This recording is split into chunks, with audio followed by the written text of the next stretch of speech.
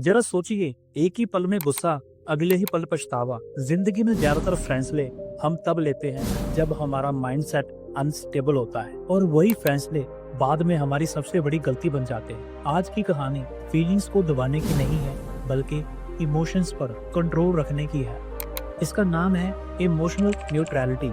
Feelings बुरी नहीं होती, डर हमें बचाता है, गुस्सा हमें बाउंड्री सिखाता है, और दुख हमें गहराई देता है। समस्या तब शुरू होती है जब फीलिंग्स डिसीजन मेकर बन जाती है। जब आप गुस्से में बोलते हैं तो शब्द नहीं, रिश्ते टूटते हैं। जब डर में फैसला लेते हैं तो अक्सर हाथ से चांस निकल जाते हैं। इमोशंस आना नॉर्मल है, लेकिन इमोशंस के साथ बह जाना बहुत ही खतरनाक है। यहीं से शुरू होता है इमोशनल न्यूट्रल माइंडसेट। 2012 की बात है।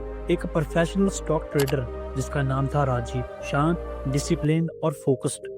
एक दिन मार्केट क्रैश हुआ, लोग पैनिक में बेच रहे थे, हर स्क्रीन लाल थी।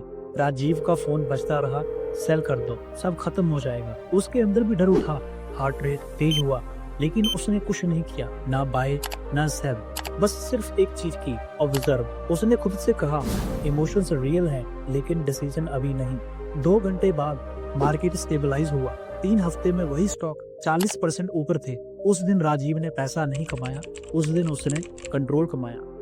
इमोशनली न्यूट्रल होने का मतलब ये नहीं कि आप कोल्ड बन जाएं, इनसेंसिटिव हो जाएं या फीलिंग्स खत्म कर दें। नहीं, इसका मतलब है आप फीलिंग को महसूस करते हैं, लेकिन उन्हें स्टीयरिंग व्हील नहीं देते।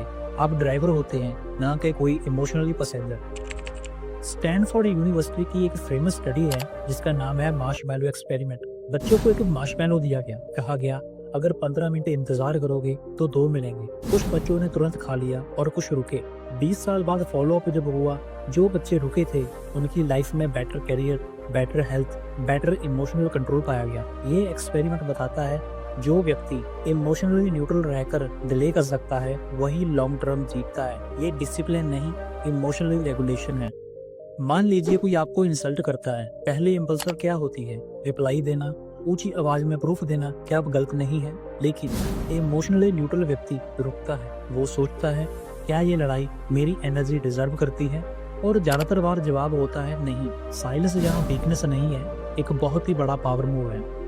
जब आप इमोशनल होते हैं फोकस टूटता है, जब आप न्यूट्रल होते हैं तो फोकस शार्प होता है। एलीट एथलीट, सोल्जर, सर्जन, इनका कॉमन ट्रेट है हाई प्रेशर प्लस काम माइंड, क्योंकि प्रेशर में इमोशंस नहीं, क्लैरिटी काम आती है। आखिर कैसे डेवलप करें इमोशनल न्यूट्रलिटी? इसके 4 स्टेप हैं। Step number 1, pause practice. Reaction से पहले 5 सेकंड रुकिए। Step number 2, name the emotions. मैं गुस्से में हूँ कहना कंट्रोल देता है। Step number 3, decision delay rule. Emotion state में कोई बड़ा फैसला नहीं लेना चाहिए। Step number 4, detach outcome. Result से नहीं, प्रोसेस से जुड़िए।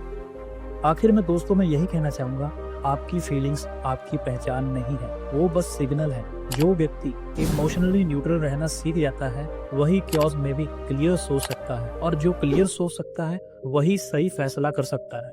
काम इज नॉट ए वीकनेस, काम इज ए कंट्रोल, और कंट्रोल से ही पावर वापस ली जा सकती है।